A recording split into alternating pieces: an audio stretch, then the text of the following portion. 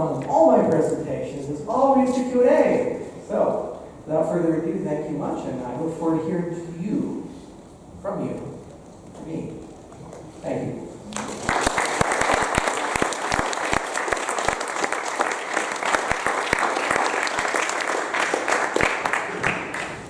So, who's first? Yes, sir. I have a question. Interoperability. Interoperability, you mentioned that's really a fantastic word. You talked about Uber, for example. Think about a smart contract.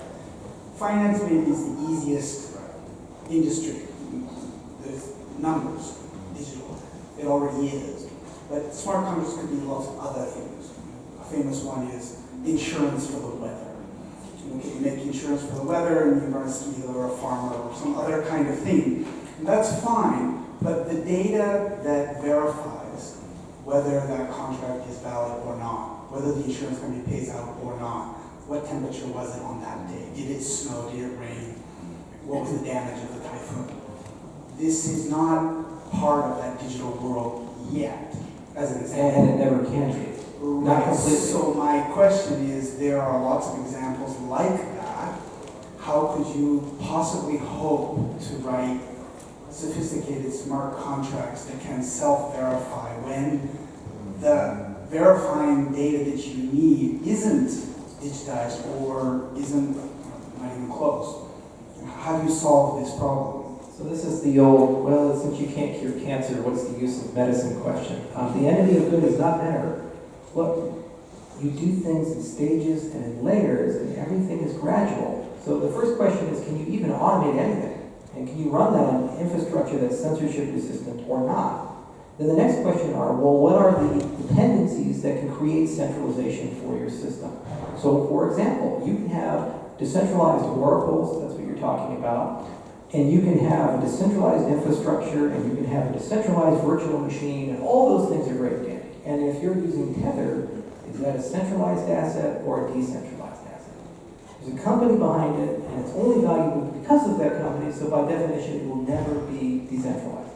So the point isn't about looking at just one thing and then criticizing it. It's looking at the whole system and then saying, is the movement in a direction where each of these components that feed into allowing that contract to be somewhat resilient to outside coercion, are those improving? Are those getting more decentralized? Are those getting better? Are they getting more transparent? Are they getting more deterministic? Are they getting more automated or not? KYC is the same situation. If KYC means that we have to have reader documents, i.e. passports, birth certificates, and other things, you can never decentralize them because the government's ultimately in control of the identity space. So you might as well just have them sign the damn thing. Okay, what you're doing is building a Rube Goldberg machine to get around the fact that they're too lazy to actually get involved in the process. But if you have reputation based on different metrics, like a web of trust or something, well then now you've moved away from that model. So there are all kinds of things, particularly with oracles, that have been tried to decentralize oracles. For example, there's a project called Town Crier, where they went ahead and created trusted hardware-based web scrapers. And they said, we're going to scan the web with Intel SGX, and we're going to look for them. Like, did the Denver Broncos win the Super Bowl or not? And if these hardware enclaves find that information, they'll format it and reach consensus with each other and then publish that data as a feed. Well, that's trusted hardware, and it's really hard to make it lie, and even if you can make one module lie, making lots of modules that are geographically distributed lie is difficult. But the underlying source of that information is still the news websites. So if they get it wrong, you're still screwed. There's a great example of this. Years ago, the AP Twitter feed was hacked. And somebody on that Twitter feed posted a joke tweet that the White House was attacked and Obama was hurt and he's on his way to the hospital. Within less than 2 seconds of that being posted, the markets crashed. 2 seconds. No human being could have read that tweet, thought about it for 2 seconds, made a decision of whether this was good or bad for the market and start selling or buying. Algorithms did that. Yet natural language processing, looking at all the different news feeds, and they see a news event happen. It went into a decision engine, a complex event engine, and it scanned it and parsed it and thought about it and looked at a lot of expert systems, and eventually it came up with an answer: President hurt, bad for economy, therefore market go down, sell now. And it kept cascading and cascading until eventually AP got back control of their system, and then the trends reversed. So, we had actually a decentralized decision engine. There were hundreds of trading systems with all different hedge funds and people who were using that, but they had common data feed, and because that feed got contaminated, it wreaked havoc. So this is the other point, is that whenever you automate something, you must also have resilience with the automation. You have to have a way of recovering, a way of getting back. People tend to criticize the events, oh, how terrible it was, the markets crashed into a tweet. What they neglect to mention is the market's completely recovered in a very short amount of time. And who lost money? The people engaging in automated trading. Rich hedge funds and rich mutual funds and all these other guys. We don't have a lot of sympathy for people with hundreds of billions of dollars, do we? Boo-hoo. So the point is that your systems must be resilient, they must be staged, they must be federated, and they must gradually decentralize and tell you up front where they're centralized. And then you make a decision, can I accept that risk? We do this every day. You trust things every day. How many people here have a car? You have one, how many else has a car? Damn your hands. How many people ride the train or the subway? The Shinkansen? There you go, a lot, okay. You trust these systems. You trust the brakes. You trust the engineering. You trust that it had its regular maintenance check. Have you ever met the person who checked the brakes on the Shinkansen? Maybe one of you. Maybe one of you is related to that person. Maybe you are that person. I better not see you drinking. But my point is that you get on airplanes, you get on trains, you live within systems, and those systems may be curated by a centralized actor, but then we rely that because they live in an environment that people are going to maintain them, and they're going to be regulated. There's going to be control systems put into place.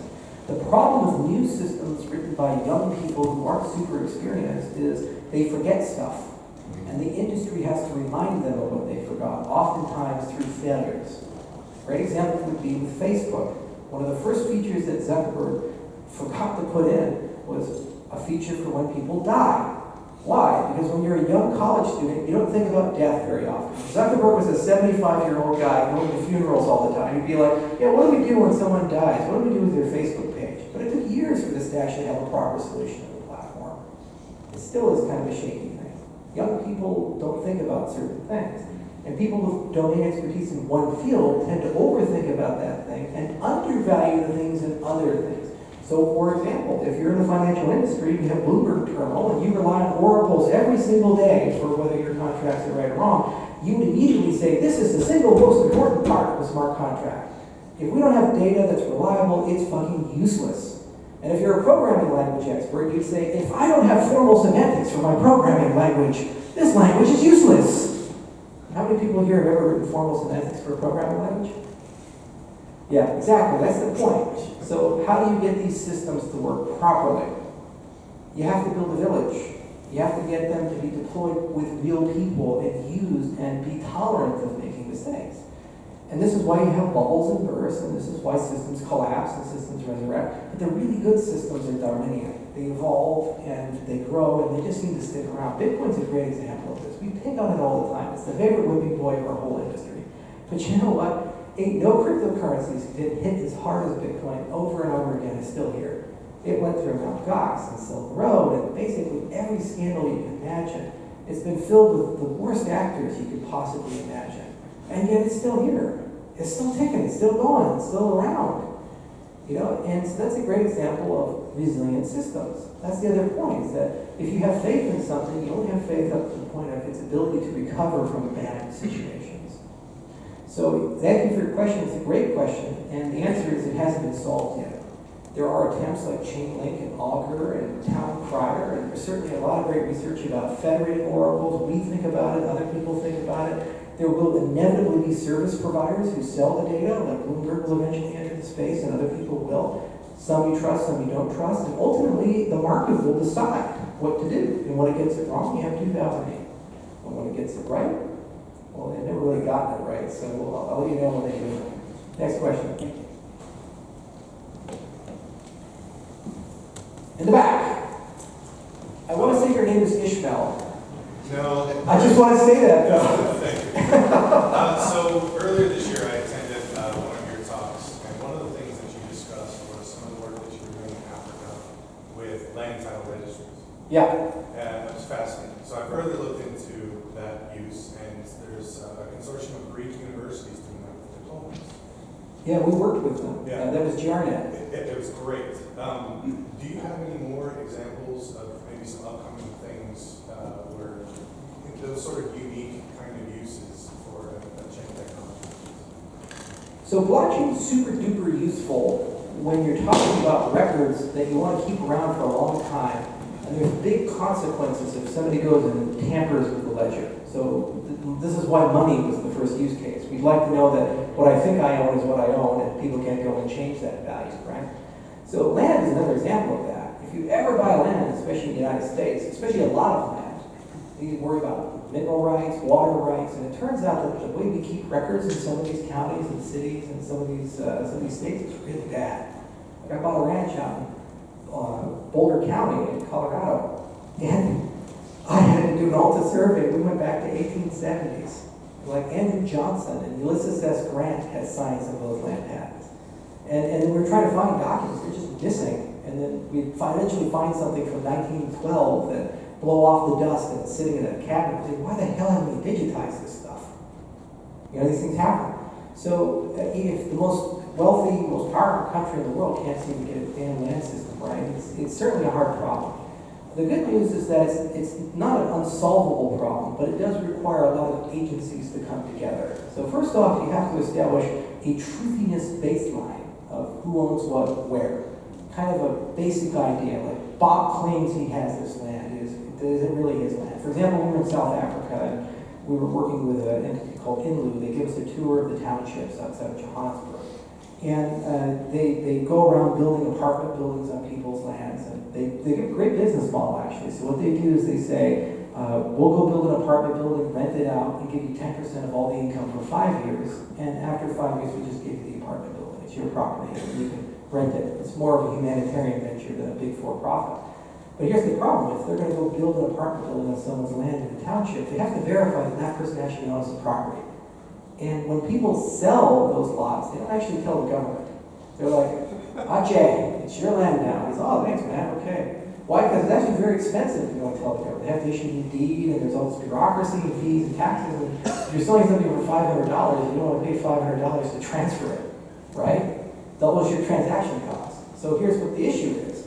That land that person's living on, he may be the 8th or 9th or 10th owner from the government's record. So how do these people go and figure out what the hell history is? They go to the oldest woman they can find, who's a busybody, and they say, tell us who's lived there for the last 20 years. I'm serious. This is actually what they've been doing. And the grandma system is notoriously reliable. It's really amazing. And if you're really skeptical, you check it, you get a backup grandmother or something.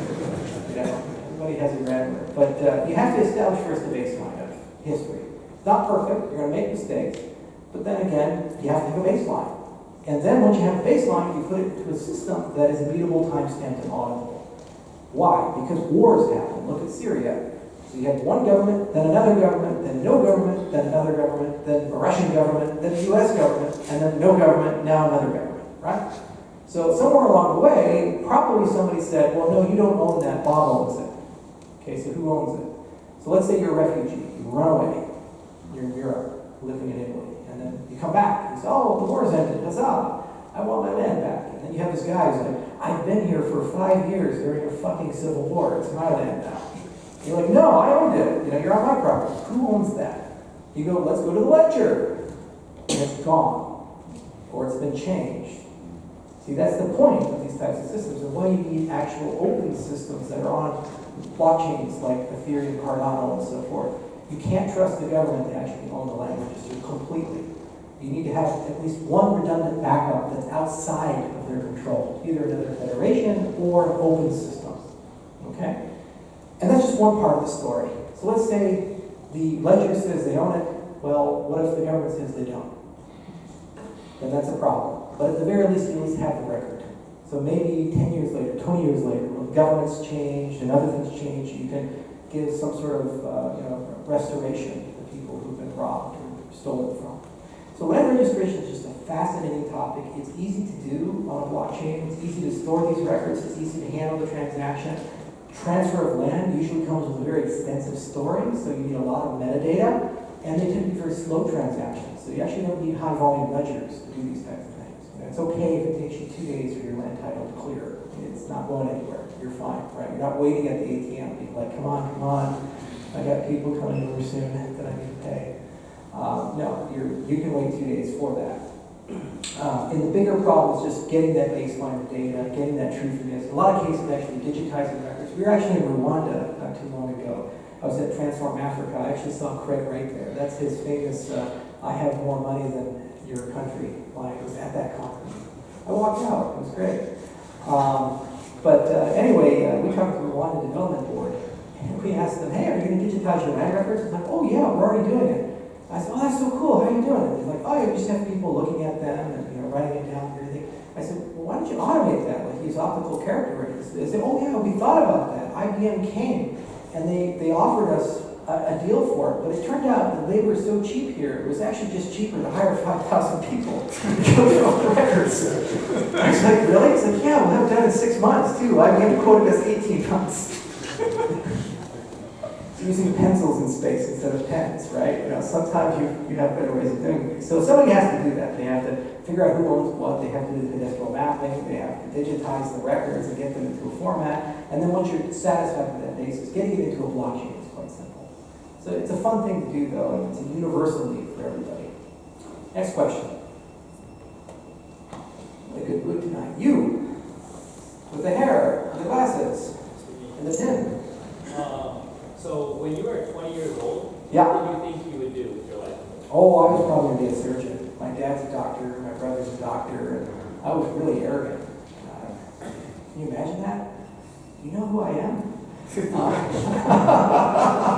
I kid. Swear.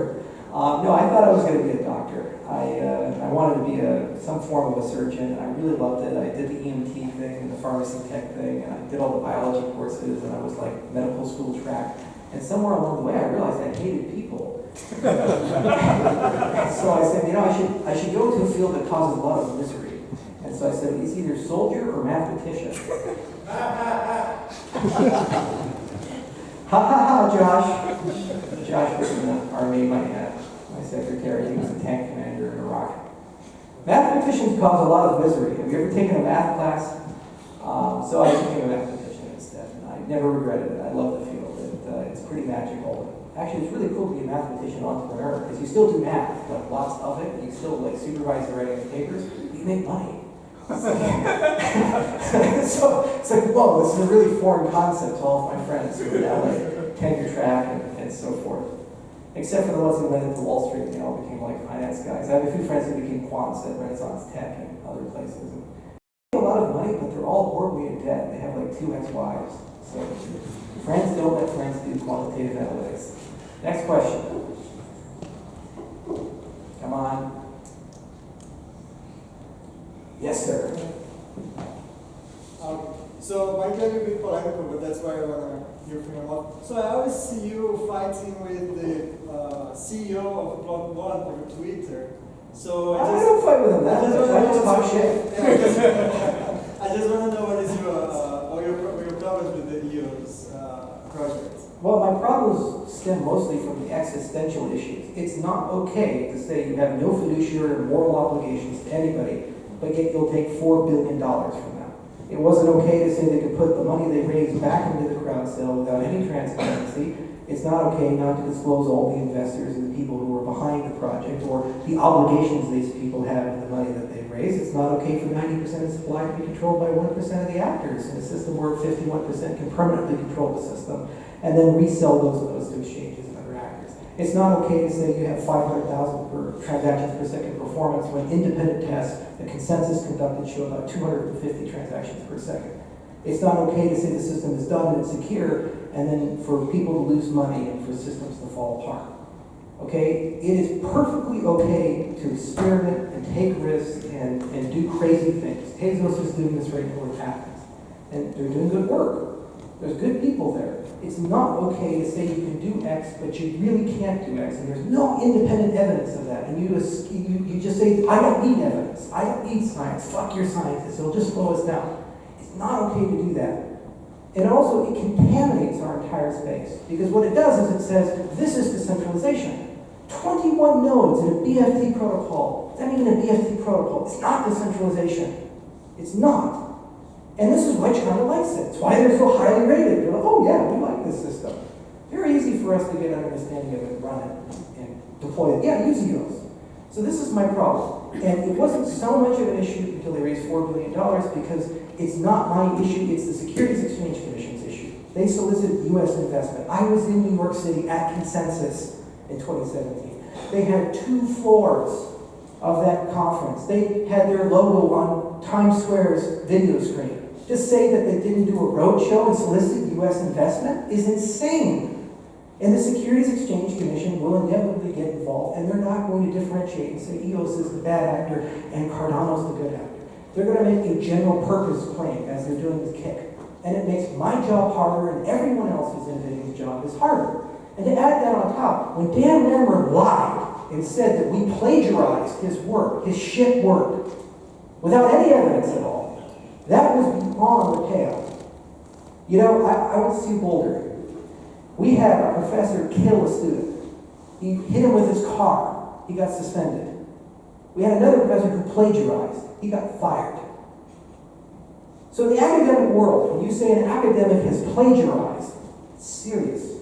It's a bad deal. We never did it. There was no evidence of it. He lied and never retracted the lie. His community carried it on for months and months and months and months and months. We wrote not one but 2 rebuttals. All of our work has been peer-reviewed. We sent it to Eurocrypt, to CCSN, crypto, major conferences where only 10% of the papers submitted or accepted amongst academics from Stanford and MIT and University of Tokyo and other major institutions. 0 of their work has been submitted to outside criticism. Yet they assert, well, we're just geniuses, we know everything, and anybody who's invented anything copied our work. All he did is take a 1980s protocol, put a voting system on it, and build a Rube Goldberg machine to raise a lot of money during the bubble. Great for him.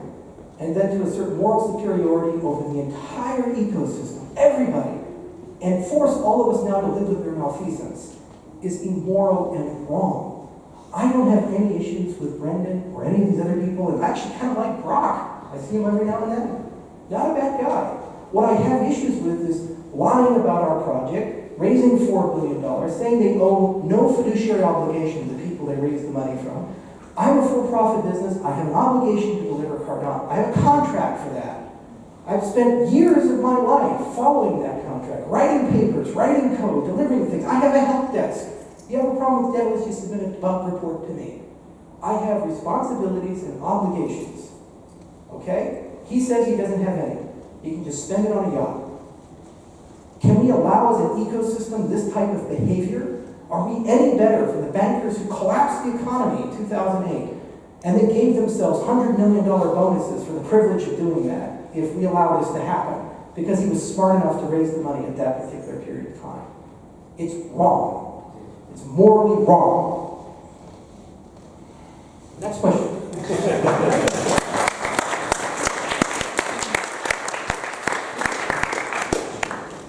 Yes, sir. Since we're on the subject of other projects, what do you think about IOTA's Corticide?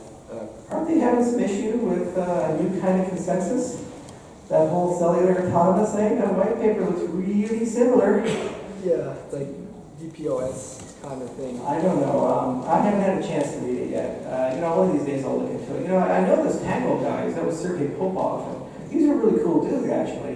He's a Russian mathematician in Brazil. There's like this video, it's really hard to find, but if you like YouTube Ninja, you can find it, where there was a student protest at the university who was teaching probability theory at. He's like walking into the classroom while the protest is going on, and he just starts teaching. He's like writing mathematical equations on the board, and people are beating drums next to him and yelling at him in Portuguese. He's just like, chill. He's like, get your probability space.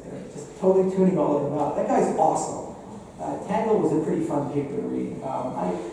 It's one of those projects I haven't spent a lot of time thinking about or researching, and we will because we're starting to do stuff in the IoT space. So it's one of the IoT domain things. Hashgraph is another, Avalanche is another. There's litanies of these protocols that are quite useful in that respect. And what we usually do is we do a proper literature review. So we start with source material, and we create a whole composite of papers that have been written. And then we contact the authors, and we ask them, well, since you wrote this, is there any errata, or things you want to add? And then we kind of get a common understanding of the trade-offs of all these different profiles. What do you gain, what do you give out? And then we take an opinion of what we like. That process takes about 3 to 6 months, for example. So for example, for Hydra, we're right now doing that for sharding, looking at Rapid Chain, OmniLedger, and Elastico, and all these different solutions, and saying, which one of these do we like for how we want to fit it into the Ouroboros framework? Next question. Sergey Popov. It's a cool name, too. Next question. Come on. There we go, back. Could you please comment, you brought up Facebook. Could you please comment on their cryptocurrency coming up, or what's your opinion and views, and what's going to happen? I mean, well, Congressman, did you guys watch that hearing with Mark Zuckerberg at the Senate, the Congress? It's like, my God, they brought data back. It's great. I don't know. You know, Facebook has always had aims to be a financial services company. The minute they created Messenger and started thinking about how to move money on it, it became very clear that eventually they were going to create an asset to run within the system. And they have a real good shot at disintermediating the bank. It's deeply troubling that there's an organization that knows so much about you, your social graph, and your social life, that now can be cross-linked with your financial life, and that data lives in a regulatory structure that they are now completely free to sell that to anyone, including the US government or other governments. So I think from a data privacy perspective, and just frankly from a free society perspective, this is antithetical to everything we stand for. So that probably is bad. Now on the other hand, the mere existence of a Fortune 500 company with this much capitalization and money and power, building a cryptocurrency, deploying that into a massive consumer product with billions of users means that it actually will help regulation in some respect, hypothetically. But then again, they could do all kinds of trickery to try to get themselves a regulatory monopoly and push us out of space and kill the Bitcoins of the world and so forth. So it's a neutral event. There's a lot of bad with it. There's some potential good with it. And it's one of those things that you just watch and you see. There's all kinds of cases where big companies do release Me Too products and they fail. But look at the Zoom with Microsoft. On the other hand, sometimes companies come up with something and they just devastate the entire incumbency. Facebook is a pretty competitive company, but they are losing market share. They are losing customers, and they've lost the most important thing a company has, which is trust. They don't have it anymore. It's gone. The only reason people stay on Facebook is because they're chained to it. They're like, well, I can't leave. My grandmother's in Facebook. I can't talk to Gam. She won't go anywhere else. And so once you've lost consumer trust, it's usually a slow, steady decline. Look at Microsoft with Windows and these types of things.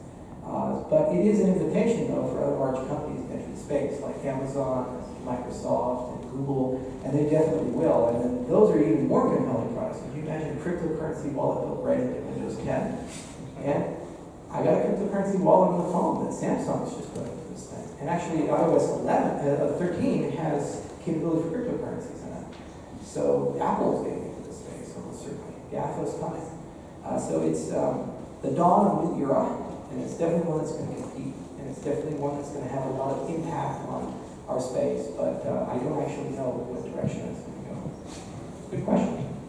Keep them coming. Yes, sir.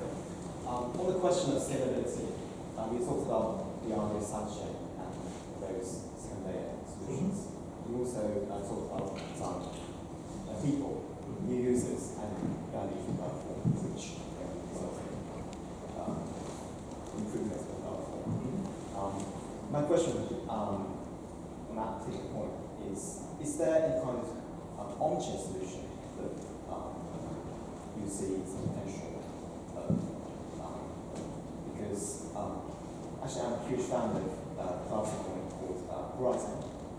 Huge fan of what? Horizon. Which is formerly a Zencash, yeah, which currently is in There's like 6 people who like that project. I'm one of the 6, so we can call a fan club. This is great. I love Rob and all the other guys. They're great people. Well, actually, I was formerly working for Horizon. Then you probably don't like Rob and Rolf and don't think they're great people. I personally haven't met them. How are you working with them and you didn't meet them? It's like a really small project. It is, but we do constantly online. Oh, okay. So you've talked to them though, right? Yes. Okay. as far as I understand, the Prime team is in collaboration with the IOHK researchers to develop the on-chain solution based on the DAG protocol. What is your opinion on those, not just DAG solutions, on-chain scalability solutions? Is this a whiteboard? Could be. Yeah, I don't know. It's like hard to know these days. One time I actually did write on a whiteboard that was a wall, but I was using a permanent marker. And they were not used. What is my opinion about DAGs? Well, okay, so DAGs and proof of work aren't too hard to do. There's a whole line of research. You go way back to 2013. Things like Ghost, and Spectre, and Phantom. Avi Zohar and Yonatan Solopinski were the two big guys there. And they built out a corpus of theory. And then there's papers like Prism from Pramod Vaswani, and also we wrote parallel chains and these things. And so the kind of the space of how to shard these proof of work systems has been mapped out. Generally speaking, what you do is you have some notion of a key block, and then you have a bunch of input blocks. And so basically, key block is saying, we're going to batch together this big cloud of blocks that are generated by different people, and then serialize them and put them into one big chunk. So you have like a finality there, or a final confirmation there, and then you have something acting at the speed of the network. The problem is that you do need some guy to ensure that the blocks are what are called pairwise disjoint. So what that means is if you have a block and you have a block, and we look at the transactions within them, they have no common transactions. Because if they have the same transactions, then you lose efficiency. Because you're validating the same transactions that he's validating and so forth. And you only shard when they're doing different things. So generally speaking, you have some form of a committee. And then that committee basically looks at the totality of all the work that needs to be done and breaks it into chunks, packages, and then people go and pick those off the shelf and go and start doing it. So it's like a pre-processing step for the system. And then you can make those blocks as quickly as you can. They form a DAG. And then at some point, you consolidate all of them together into some form of a key block. It's generally how most of these schemes work. We actually map them into a whiteboard, and you think about it really, really hard. They use a lot of different terminology and things. And then you have these issues like who actually does the batching, and how do you avoid censorship, and all these things. How big is that committee, and so forth. We've written a few different protocols. Parallel chains is one of them, and there's a few others. And I think the team is just going to basically pull something off the shelf. In terms of implementation time, maybe 6 months to a year is usually what it takes to build a prototype and have it to a test net.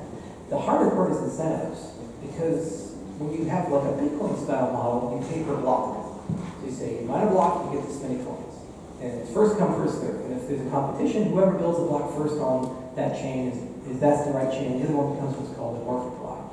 But what happens when you have a DAG system, and you can make lots and lots and lots and lots of these blocks, then it creates all kinds of weird and perverse financial incentives, and that's a little challenging. So there are some papers on food chains and others written by Elaine Sheedy and Raphael Pass, the two I believe for that, which do discuss these types of incentive systems. So it's up to Rob and the rest of the team of what they want to do. Roman Olivienko is the guy servicing that particular contract and doing that work. And we'll see what they end up doing. It's going to be a lot of fun to watch. We do some internal work, so we might have something coming out that's sexy in that space soon. Next question. Yes, sir.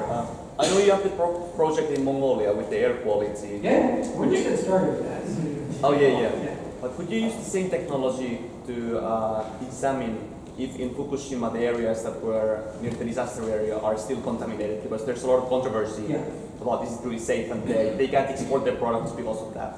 So could you use the same IoT sensors? So if I build a city-scale IoT system that does not use the normal internet, it uses its own thing, in this case it's the L'Oreal protocol that it's using, then that system should be abstract enough to connect to any IoT sensor that you like to build. So that can be a radiation sensor, that can be an air quality sensor, that can be a water quality sensor, that can be an electricity sensor, these types of things. The key behind these systems is that you're kind of sorting out incentives of buying sensors and connecting sensors, and maybe there's a centrally issued token where the government gives you like a carbon reduction token or a bus payment token or something, or maybe it's cryptocurrency unto itself, and it's just like a Bitcoin style thing, and the sensors are like the nearest thing we have to miners. So the short answer to your question is yes, it's hypothetically possible, but then you also have to have a situation where you have access. So So if there's an exclusionary zone, you have to actually be able to get permission to put something there. Or you could maybe go off the grid and just be a little guerrilla about it, put these things in.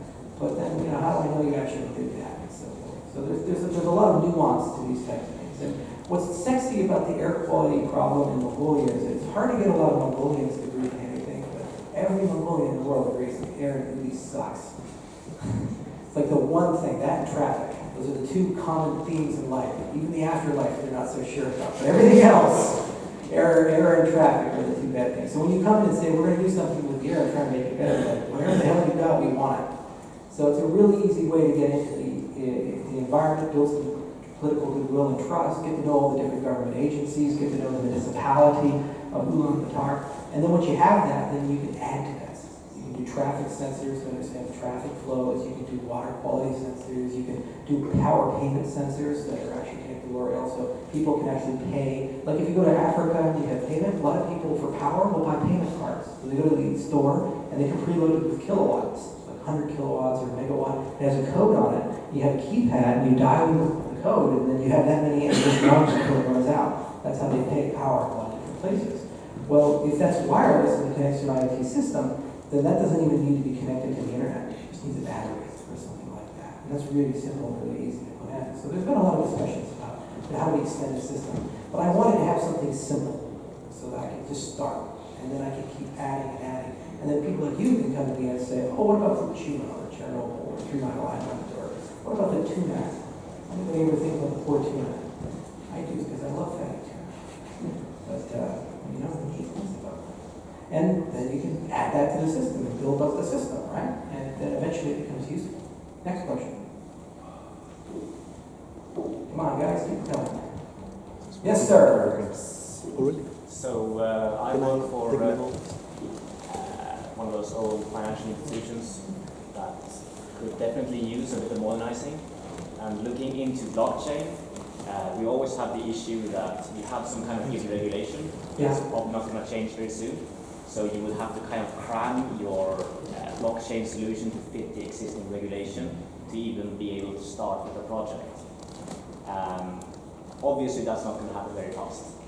Do you have an opinion on, do you think that the existing institutions and like organizations will actually push the regulation forward, or will something have to disrupt the entire economy before we move onwards?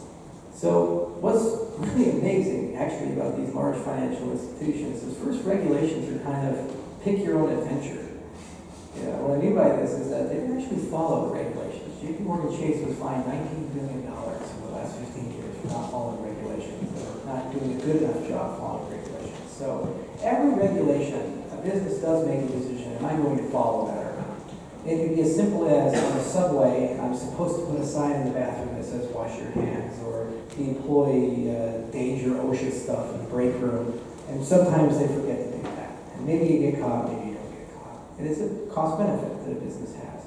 That's the first thing. The other thing is that there is no way to be in full compliance, ever.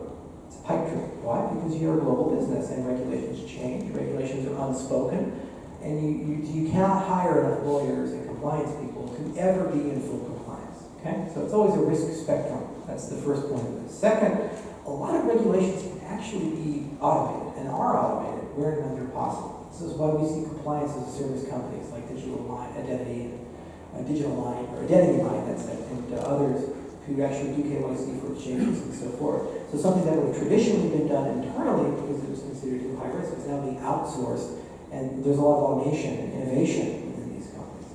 And third, blockchains are only a small piece of the solution for usually a big problem you have. You see, no government has ever come to me and said, Charles, I need a Byzantine fault-tolerant protocol, this many TPS, this type of network design, this many consensus nodes. They say, I am so tired that it takes me 3 hours to pay my water bill, and I'd like some way of servicing that in the city of Addison. That's the problem statement. And it's my job as a solutions provider to work my way backwards to the business and eventually technical requirements and propose a solution to get them to actually sign up for that. Now, you think that solution is just a blockchain? No. It's a service-oriented architecture. It's hundreds of different components. Some are legacy systems, and some are meat space systems, like we're going to have Bob talk to Jim, and some of them are traditional everyday SQL databases, and some of them are servers that they own, and some of them are servers I own, and maybe there's a blockchain somewhere in there, right? But it's one of many components. So the problem with a lot of these CEOs of these financial institutions is they play golf with each other, and one of them is like, man, blockchain looks sexy. And the other one's like, shit, yeah, we gotta get on that. And he calls up his CTO and he says, yeah, can we sprinkle some blockchain on our stuff? Like, we'll create a blockchain innovation group within our company. And JP Morgan did that, actually. They created Juno. And that team was like, man, JP Morgan sucks. We're going to create our own company. So they created Cadena. They spun it off and created their own thing. So it happens all the time, right? There's these blockchain innovation labs. And they go to you guys and they're like, hey, yeah, blockchain innovation. We'd love you to solve this settlement time. Like, hey, we want to get non-contested insurance settlement. Right now it takes 10 days. We'd like it to be a day. He says, oh, that's a great target. So you go and do a pilot, you write all this stuff, you give them this beautiful pilot report, and the executives look at it and say, it's pretty cool. It's good to know that could solve that problem that way. They put it in a filing cabinet, they walk away, and they go back and play golf again, right? So the issue is usually not regulation. Almost never is it regulation. Because there's always a way to make the regulation work. In many cases, you can innovate. If you really take just a little bit of a risk, you can actually get away with a lot. Look at Tesla. The self-driving cars. I mean, it's like everybody knew how to build them. Google had a whole program, Microsoft had a program, everybody had it. And Tesla had one too, but the only person who had balls big enough to actually turn it on was Elon Musk. Now that he did it, my Cadillac drives itself. Pretty cool, right? No way Cadillac would have had the courage to do that if Musk didn't do that. So there's also kind of a leader effect in the financial industry. Somebody has, going back to your Facebook question, somebody has to have the courage to do the first step. And then after they do that first step, then other people tend to follow them and say, oh, it's safe, they're not getting fined, they're not being let out of the office in handcuffs. I think I can do that, that's pretty cool. And also that herd mentality protects them from lawsuits and litigation, like 2008. Everybody was trading CDOs. Every company had mortgage-backed securities. Come on, we're all doing it. Yeah, there you go. So, it ebbs and flows. We talked to a lot of these organizations, and they're surprisingly innovative. A lot of them have really good blockchain. UBS has a great one. Barclays has a great one. There's a lot of really smart people in blockchain space who are doing amazing and interesting things. It's just organizational friction and organizational momentum usually holds these innovations down. Outside of the blockchain space, the greatest example in history was Microsoft. Because the mother of all memos was written in 1998. So Bill Gates went to his guys at Microsoft Research and he said, guys, thinking about the future, the next 10 years, where's the world going to be? They said, all right, boss, we'll come back to you with a few different things. And so they all get together at Microsoft and they write this memo to Bill Gates. And they say, okay, 10 years into the future, search engines are going to be a big deal. 10 years into the future, social networks are going to be a huge deal. And 10 years into the future, mobile computing, like cell phones that have apps, are going to be a huge deal. Well, fucking Apple, Google, and Facebook's business model, like literally labeled in this memo to the CEO of the company. And he reads the thing, he says, yeah, they got a good point, we should get on that. And he handed it to his people and said, let's go figure this out. And they tried, but the organization was too bureaucratic and slow to be able to capitalize on that. And as a consequence, they got outmaneuvered by these young guys. The challenge with the financial industry is that they use regulation as a weapon to prevent innovation. They go to all these different bodies and they convince FinTech and these other guys to basically say, create regulation is so expensive, draconian, and scary that people aren't going to want to compete with us because they're worried they might go to jail or they might get sued or these types of things. And unless you have like disruption from an industry so powerful and wealthy that they have the ability to take those arrows, it's like the Facebooks, it tends to hold the whole industry down. Which is why we see most of the financial innovation happening in Liechtenstein, in Switzerland, in Malta, in Singapore, and these other jurisdictions that are very agile and that don't use regulation as a weapon. Meanwhile, here in Japan, the FSA shut some things down. I don't think any token's been listed since November 2017. Yeah, it's two have been listed.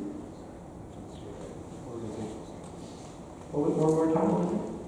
Some registration of. Yeah, for new token listings on exchanges. I don't think anything's been listed since November of 2017. Yeah. And it's just everything is moving at a glacial pace. And this used to be the fastest market in the entire world for cryptocurrencies. So regulation can hurt the entire industry. It's just, it ebbs and it flows. And, I'm sorry that you have to work for these guys. One of these days you'll start a company and be rich.